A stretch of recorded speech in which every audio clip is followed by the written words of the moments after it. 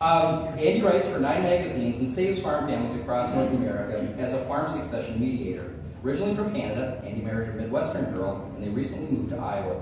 In today's talk, Andy is going to discuss change and how a farm family needs to rethink about how they deal with change. This talk is not only suitable for the family farm, but any family-owned business where succession is key to everyone's future. Please join me in welcoming. Thank you. Thanks. Appreciate that. The day I left for agriculture college, my mother, she showed me our farm financials, and we hadn't made money in over 10 years. And she says to me, if you don't fix these numbers, I'm going to leave your father. Now, I might be paid as a motivational speaker, but my mother, she's one hell of a motivational speaker. And in the years after, I did everything I could to learn as much as I could and go home and save the family farm. In '96, I went home, and we had a little deal within the family that I get 5 acres and try out my ideas on 5 acres, and if that worked, we try it on the whole farm. And my uncle came over for dinner one time, and we went to walk the field, and he was really impressed by what was going on. And he slapped my father on the back. He says, your boy is going to make more money on an acre than you're going to make on the entire farm. And he laughed. My father did not laugh. And the next week, he plowed down my crops out of jealousy.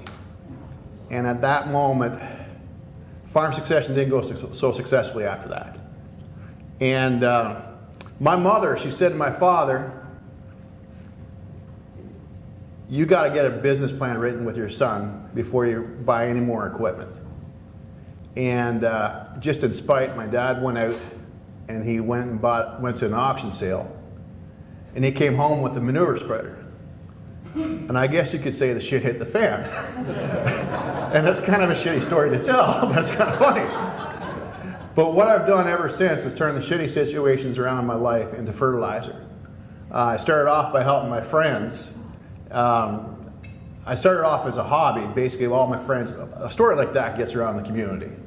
And I became the guy that all my friends would take out for a beer after they've had some tough times with their own families. And I started having a knack for being able to mediate family disputes. It turned out I was really good at it. But then I seen a family fall right apart at a wedding.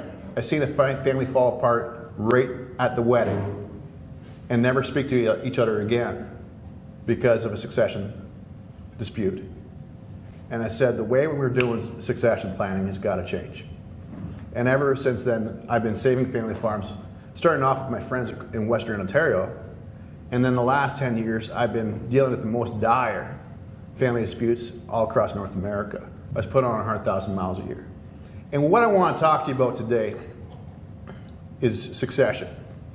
And there's some of you here that are not farmers, and you might think, why am I here listening to this guy? Over 80% of businesses are family owned. And you want to talk about making America great again. You want to talk about making America great again.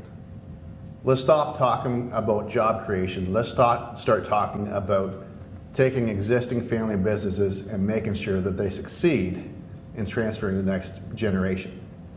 And the problem we have in succession planning is everybody focuses on the transfer of assets.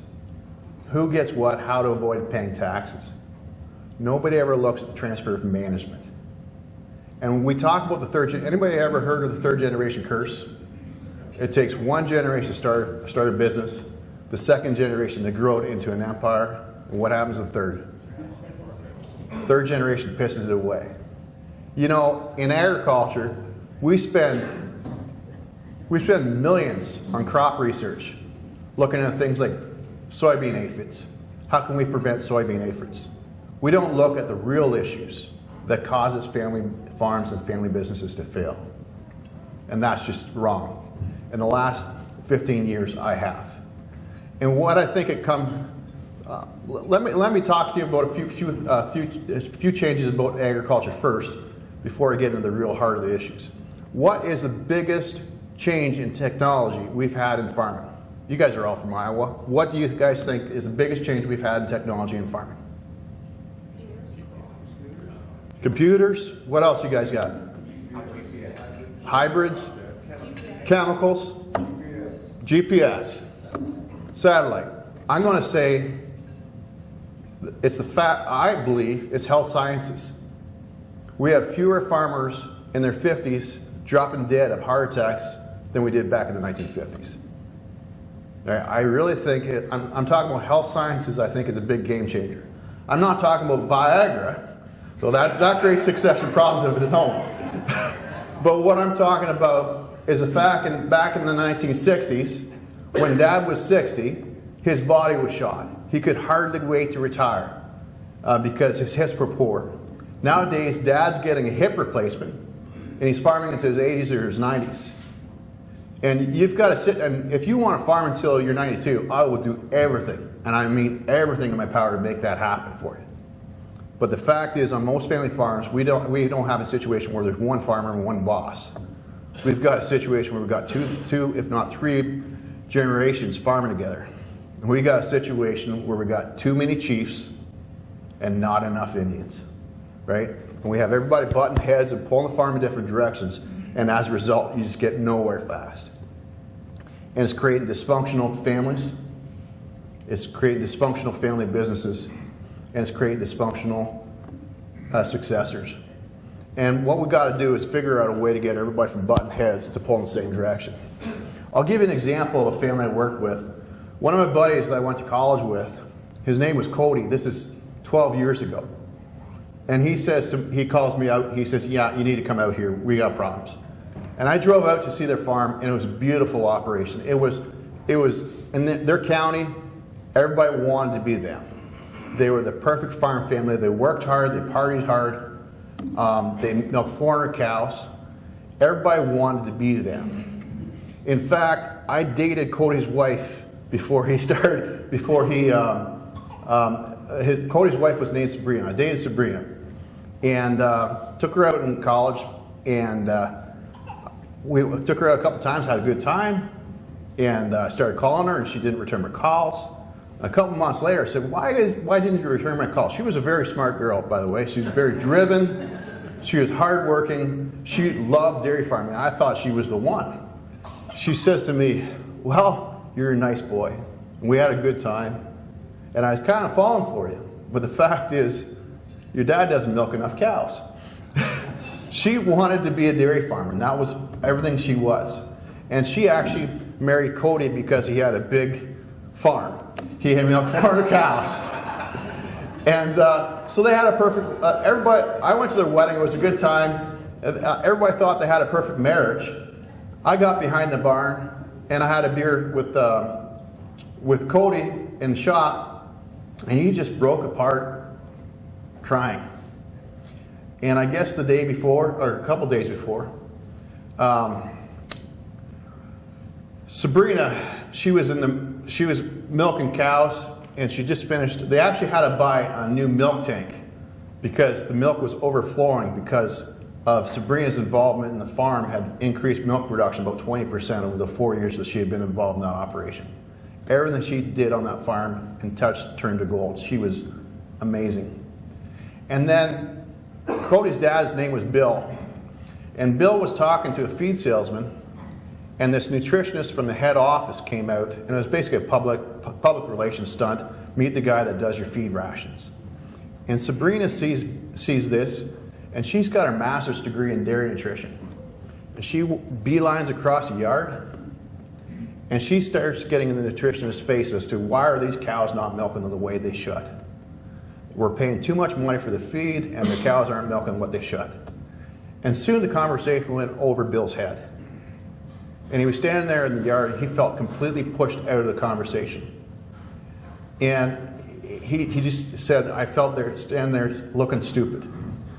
And up to that point, everything on that farm had always rotated around Bill. He was a bit of a narcissist. And at that moment, he went to sleep that night. He couldn't sleep. It just didn't fit well with him. He says, that girl is getting too bossy.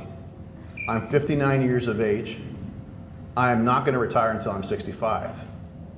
and there can only be one boss on this farm, is I'm not going to be pushed off the farm that I've built.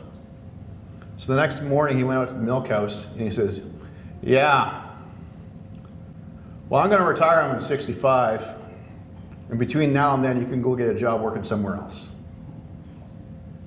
Her whole world just shattered. She had her 2-year-old boy with her at that moment.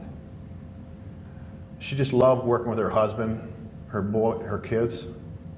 The whole perception of who she was and what she was just fell apart. And that afternoon, Cody was down the road doing chores. He got a text, and it was a suicide note.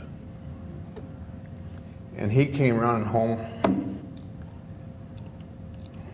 and he kicked in the door of the washroom, and there's blood everywhere.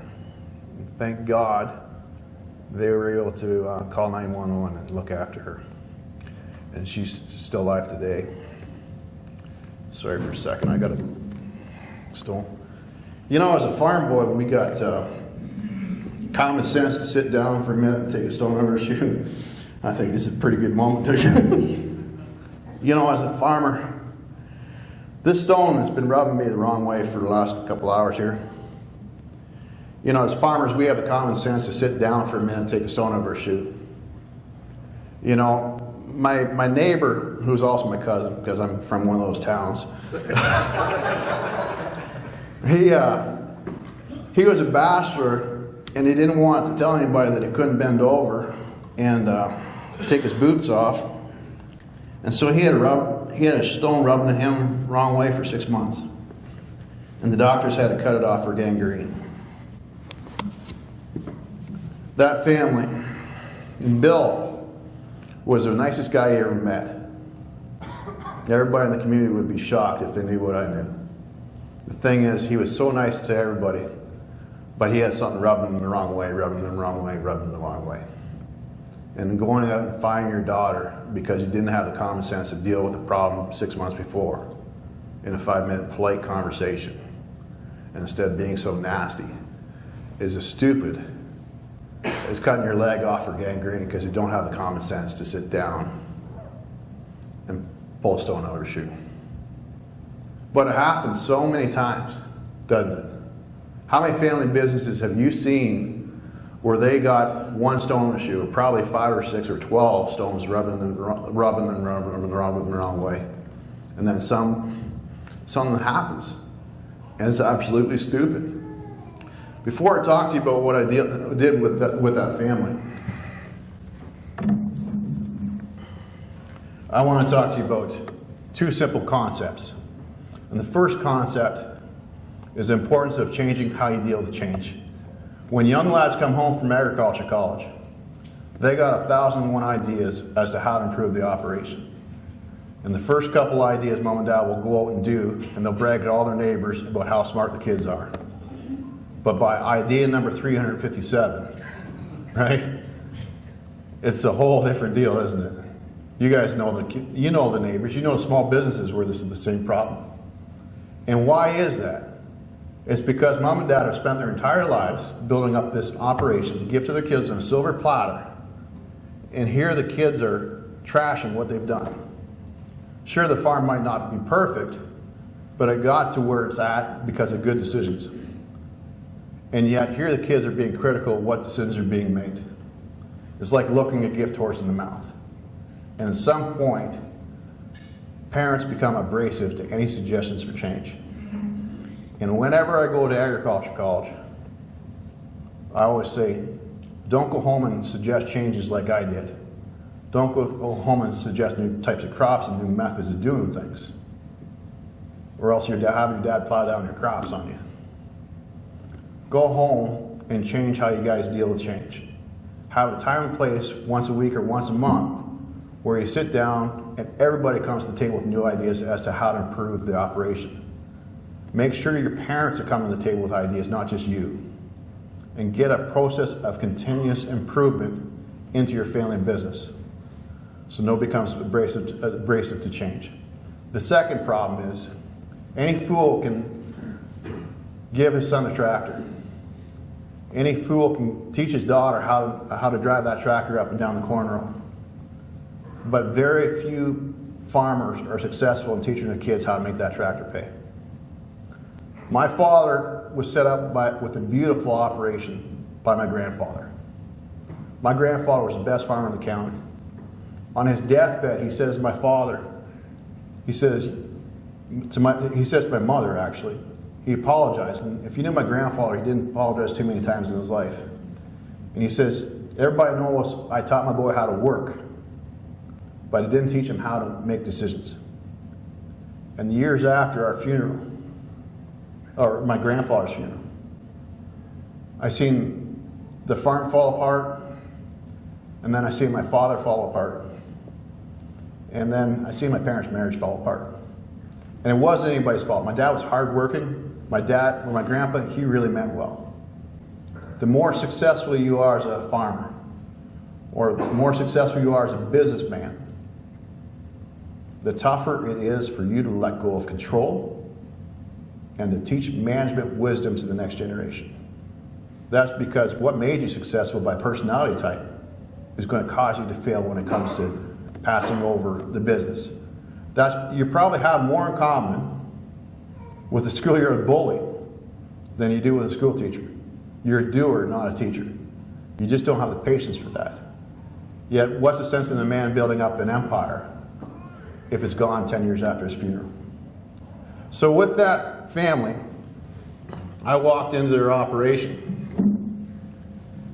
And you can just imagine when you walk in a kitchen table and there's a girl that just has her wrists wrapped up, and she's sitting across from a man that just fired her because of his ego. You could have cut the air with a knife. And I said to them, you know, the problem here is that we got one word. It's called succession. And it's the elephant in the room. I says, instead of looking at the word succession, we need to look at things in a different light. We need to look at this word in a different perspective. Everything can be changed with one stroke of a pen. It's not by signing over assets. It's by looking at success. We got to stop looking at the failures. We got to stop looking at the things, the pebbles in our shoes, the things that are rubbing us the wrong way. And we got to figure out what is it that we're actually trying to achieve. And so what I did was I said to Bill, I said, Bill, you don't want to retire at 59 or 65. You want to farm until you're 87 and maybe semi-retire then. You might only be feeding cats at that stage, but you do not want to be move to town and sit in an easy chair in 5 years' time. You're going to be dead in 3 months after that if that's what happens. Success to you is being able to farm until you die. And Cody, you don't want to spend the next 20 years with a dictator telling you what to do every day, do you? And he said, no. He says, but I said, you do want to farm with your dad. That's the most rewarding part of farming. When things go right, there's nothing like working with your dad, is there? He says, yep. And I said to Sabrina, you're just concerned about your 2-year-old son 30 years from now having a successful farm.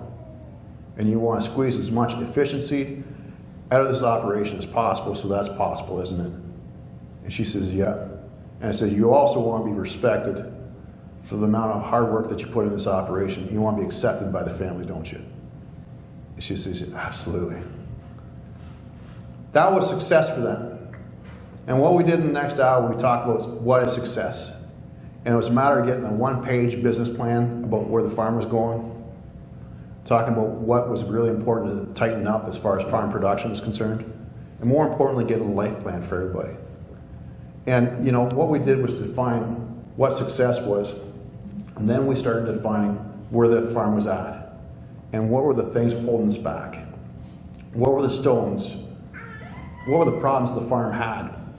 It was like taking the stones out of a shoe.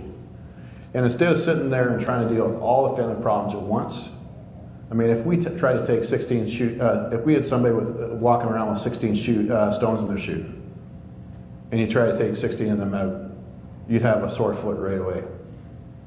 And so what we started doing was having a business meeting once a week for half an hour.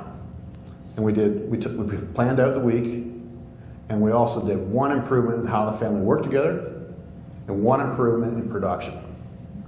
And 50 weeks later, that was a whole different operation. And you can apply these principles to any family business, and it'll completely change the success of the business and success of the family as a result.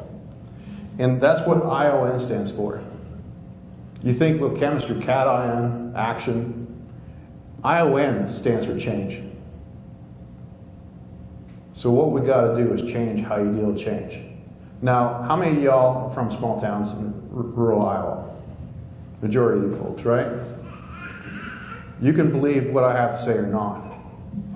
What I want you to do is think about your own hometown. I want you to think about the big farms that were around 30 years ago that aren't around anymore. I want you to think about the small farms that have become big farms over the last 30 years. What is the difference between the ones that failed and succeeded? It wasn't their tax strategy at succession planning. Everybody focuses in succession planning on that 10 minutes when you sign over the assets, how to avoid paying taxes, how to split up the equity. Really what determines whether or not a family farm is successful is the 10 years before that moment.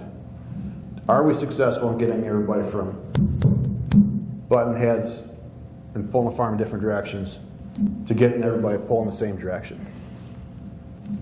That's what determines how smooth is the transition of management from one generation to the next. Is the family for the 10 years prior to succession able to really work well together as a team, or are they at odds with each other? That's a huge factor as to whether or not the farm will be around 30 years from now.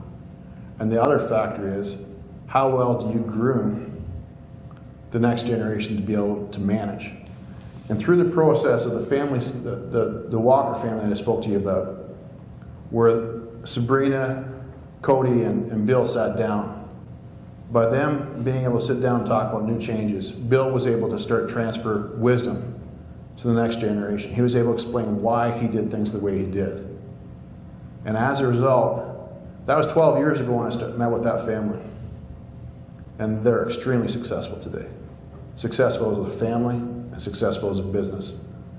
Now, I believe that anything you can do to improve the ability as a family to be able to make joint decisions together and to be able to get ideas into reality, that's going to skyrocket profitability. And anything you can do to improve the quality of your successor, to take them from good to becoming great, that's going to skyrocket the probability of your family business still being around in 30 years' time. My question to everybody in this room is this. Everybody knows a small family business or a family farm where they have some succession issues. What's a simple piece of advice that you can give them in a casual conversation that can get them to look at change? Instead of focusing on transferring assets, get them focusing on transferring management and seeing the wisdom of that. And more importantly, if you're a farmer, what are you going to do today to improve the odds of your family's name being on your farm's mailbox in 30 years' time? Thanks very much.